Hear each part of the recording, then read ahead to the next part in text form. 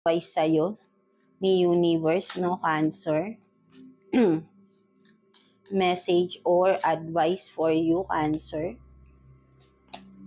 So, prioritize reflection, no? For some of you, no, maybe may mga pinagdadaanan kayo sa buhay, no?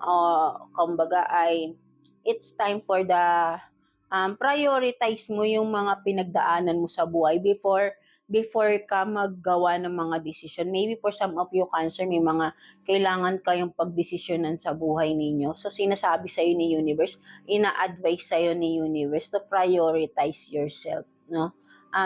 Prioritize reflection. Tingnan mo ba saan ka nagsimula, no? Ano yung pinanggalingan mo?